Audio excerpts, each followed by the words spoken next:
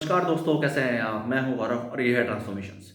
बात सिर्फ दिल्ली एनसीआर की नहीं है, पूरे भारत की आप बात देखेंगे तो जो एयर क्वालिटी इंडेक्स है, जो एयर पॉल्यूशन का जो इंडेक्स है वो काफ़ी ज़्यादा खतरनाक है और ओवरऑल जो उसका लेवल है उससे ऊपर ही चल रहा है। और ऐसा नहीं है कि सिर्फ और सिर्फ इस जो टेम्परेचर है या इस जो मौसम है इसमें ही ऐसा हो जाता है। इसमें सिर्फ दिखने लगता है क्योंकि फॉग हो जाती है और उसके बाद हवाएं भी काफ़ी कम चलती हैं, जिसकी वजह से वो सब डस्ट पार्टिकल्स जो है, वो जो क्वालिटी ऑफ एयर है वो सबको दिखने लगती है या इस तरीके के इश्यूज होते हैं। जबकि ऐसा देखा गया है रिपोर्ट्स में भी, सर्वेज में भी, मेडिकल इश्यूज में भी, ये सब जो मेडिकल रिपोर्ट्स भी आती रहती हैं कि बच्चों के बीच में ब्रोंकाइटिस के या कफ के अस्थमा केसेस बढ़ गए हैं। प्रेग्नेंट फीमेल्स को इस तरीके के इश्यूज फेस कर रहे हैं वो एयर पॉल्यूशन की वजह से। उसके अलावा बुजुर्गों को, उम्र दराज लोगों को इस तरीके की समस्या है और खांसी की समस्या है, कफ की समस्या है, ब्रोंकाइटिस की समस्या, इस तरीके की समस्या आ ही रही हैं। और उसके बाद हम अखबारों में, प्रिंट मीडिया में, इंटेलेक्चुअल्स के बीच में इस तरीके की खबरें या पढ़ते भी हैं, इस तरीके के विचार भी सुनते हैं कि हमें बीजिंग से, या कह सकते हैं चाइना से एग्जाम्पल लेना चाहिए। वहाँ भी इस तरीके की इश्यूज थे और आज देखिए कितना बेहतर हो गया है। डेफिनेटली वहाँ की गवर्नमेंट भी अलग है, इंडिया में तो डेमोक्रेसी है, वहाँ डेमोक्रेसी भी नहीं है और गवर्नेंस सिस्टम भी अलग है। और उसके बाद यही कहा जाता है कि स्ट्रिक्ट स्ट्रिक्ट हमें एक्शंस लेने चाहिए और ऑल जो सिचुएशन को इम्प्रूव करने के लिए हमें कहीं ना कहीं शुरुआत करनी चाहिए। देखिए, अगर आप इसको ब्रॉडर बेस पे समझने की कोशिश करेंगे तो सिर्फ और सिर्फ ये सरकारी नियम कानूनों की वजह से ही इम्प्रूव हो सकता है।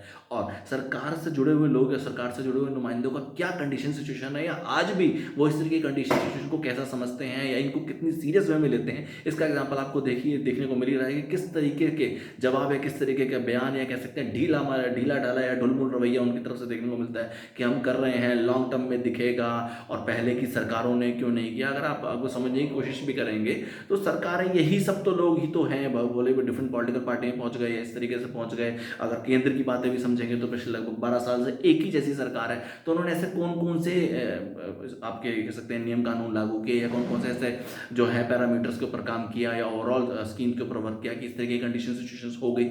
डेफिनेटली कहीं ना कहीं तो चूक हुई है। तो ये मेरा शुरुआत से कहना है कि जब तक समाज का पढ़ा लिखा वर्ग, या कह सकते हैं जब तक समाज का इंटेलेक्चुअल वर्ग और वो सब लोग जिनकी इन सब चीज़ों में रिसर्च है, वो जो उनकी प्रॉपर एक तरीके से स्टडीज़ है, वो जब तक electoral as well as political system का हिस्सा नहीं बनेंगे तब तक हम बड़ा कोई, या कह सकते हैं ब्रॉडर चेंज नहीं देख पाएंगे। और इसी प्रोमिनेंट एग्जाम्पल आप ऐसे भी देख सकते हैं कि आज भी ऐसे कौन से बड़े स्टेप्स उठाए जा रहे हैं। क्या सिर्फ और सिर्फ आपकी वाटर गन से इस तरीके का सोल्यूशन हो जाएगा, या ये सोचना कि थोड़े दिन में फॉग हट जाएगी उसके बाद से तो डस्ट पार्टिकल दिखेंगे नहीं, जब दिखेंगे नहीं तो उसके बाद बात भी नहीं होगी। बट इस तरीके की समस्याओं पर जड़ तक पहुंचना और जड़ पे जाकर उनके वार करना, ताकि ओवरऑल सिचुएशंस जो है उनसे इंप्रोवाइजेशन हो सके, इन सब पे काम किया जाना बहुत ज़्यादा जरूरी है। और ये तभी हो सकता है जब समाज का पढ़ा लिखा वर्ग इलेक्टोरल पॉलिटिकल सिस्टम का हिस्सा बनेगा।